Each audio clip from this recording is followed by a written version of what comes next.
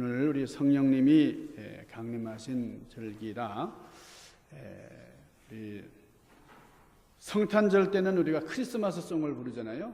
그러니까 크리스마스 예수님 오셨다고 하는 것. 또 성령 강림절 때는 여러분이 성령 강림에 대한 그 곡들을 이제 부르시기를 바랍니다. 우리 크리스마스 때 다른 여느 노래 안 부르잖아요. 우리 성탄절 노래를 부르는 것처럼 성령 강림절 때는 성령님에 대한 찬송을 부르는 절기다. 여러분이 우리가 참고적으로 이렇게 아시고, 특별히 지난 주일도 웨슬리 회심주간 성령에 관한 것을 우리가 높이는 말씀도 그렇고 오늘도 그렇습니다만은 성령님이 오심을 감사하고 기뻐하는 그런 절기예요.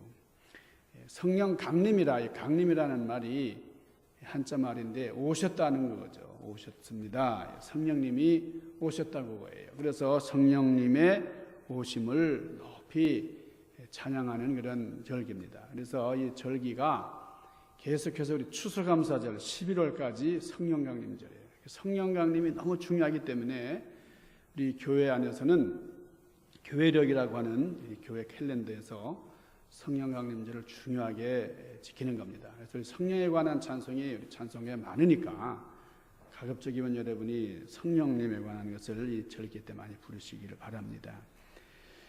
지난주에도 우리가 성령 강림에 대한 말씀을 나눴는데 오늘도 이제 같은 본문이에요. 오늘 말씀은 성령님께서 오셨는데 성령님이 제자들 기도할 때에 또 120 문도들 가운데 이렇게 오셨는데 지금 성령님이 어디 오시느냐?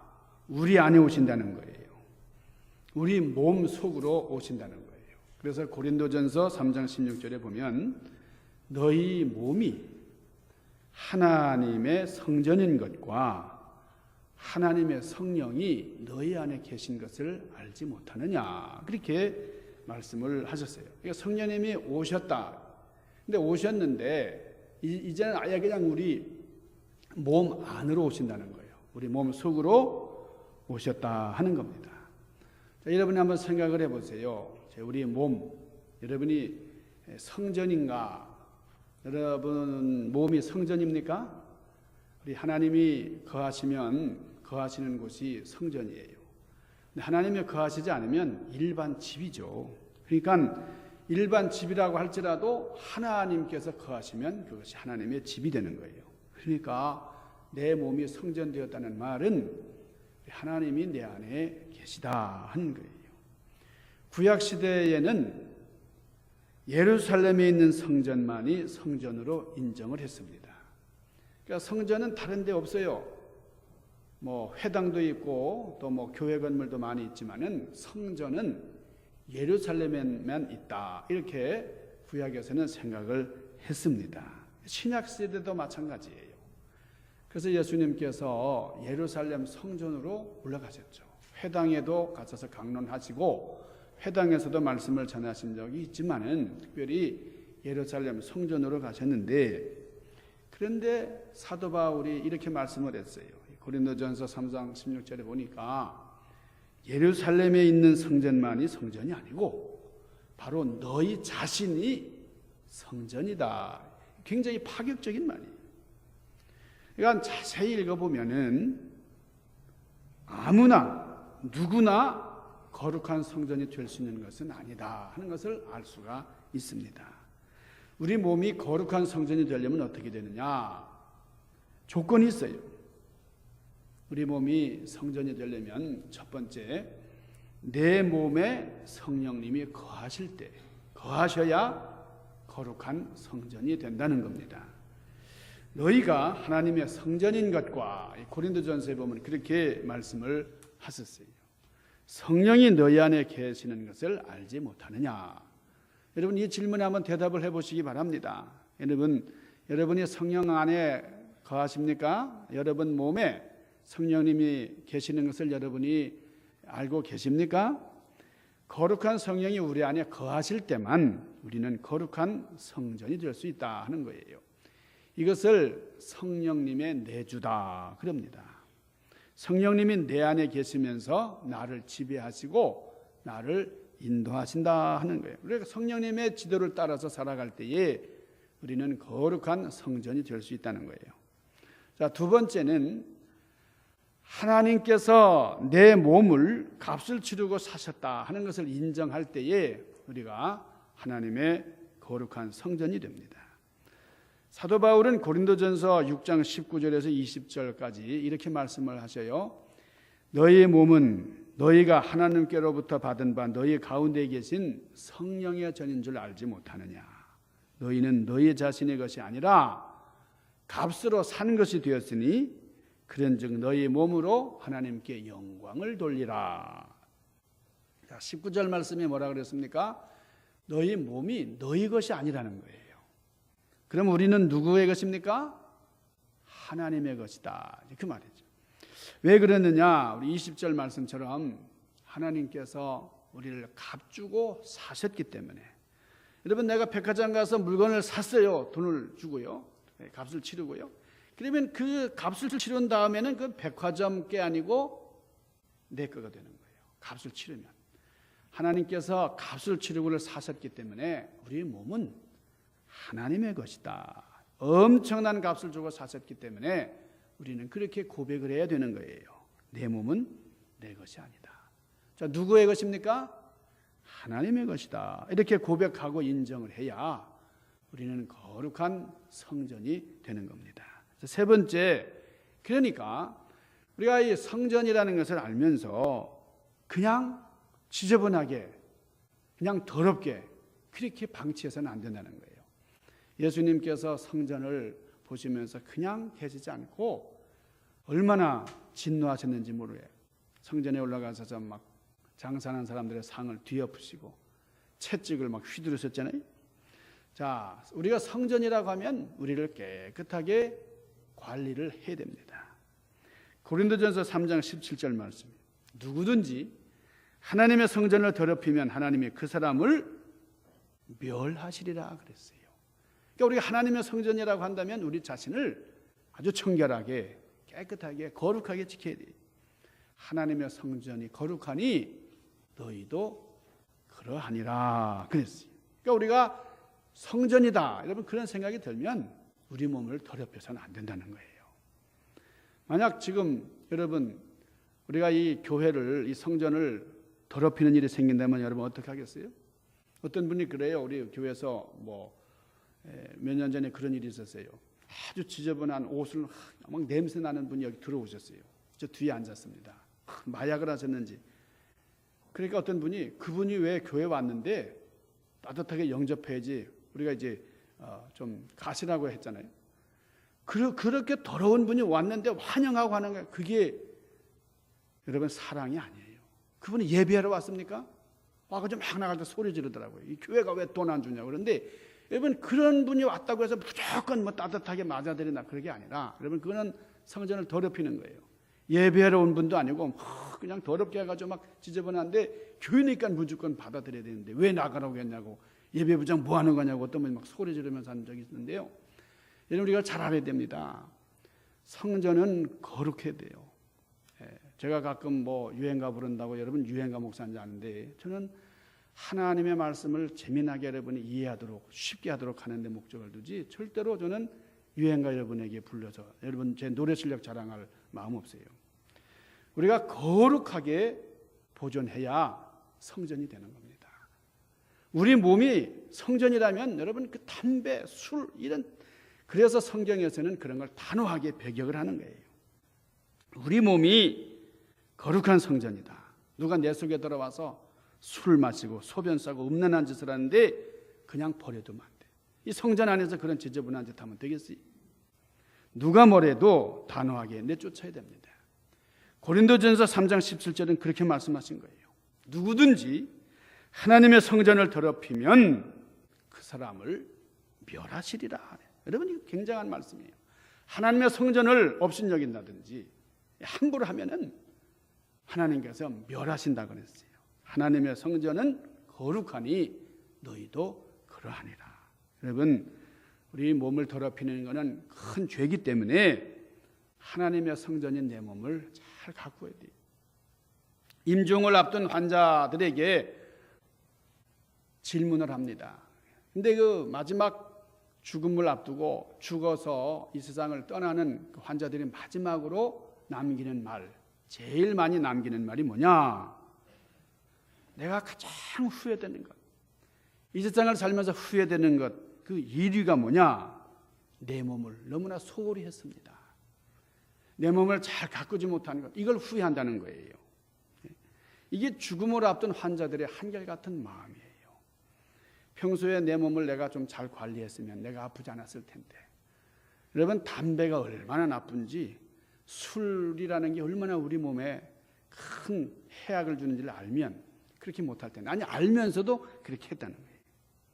병이 생긴 다음에 아무리 돈을 쓰고 별별 노력을 해도 소용이 없기 때문에 여러분, 조금이라도 건강할 때에 우리 몸을 잘 관리해야 됩니다. 그러니까 소중히 하는 것, 이게 중요한 거예요.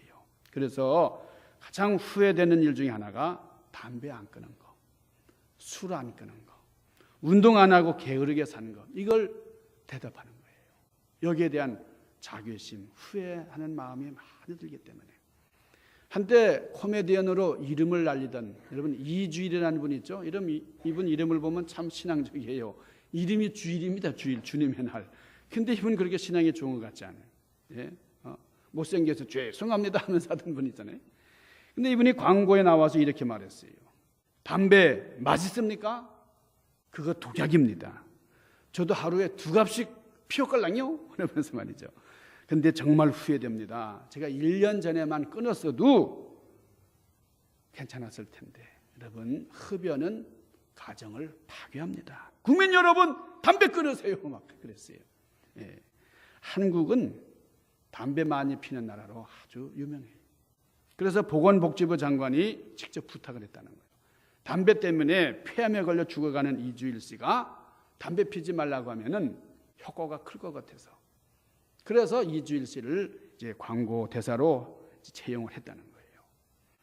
담배 때문에 한참 일할 수 있는 아주 인기 전성시대를 구가하던 이주일 씨가 죽어가고 있었어요. 그분이 광고에서 하는 말이 여러분 담배 피지 마세요. 담배는 정말 백해무익한 겁니다. 교회에서는요 이미 담배 피지 말라 그래요.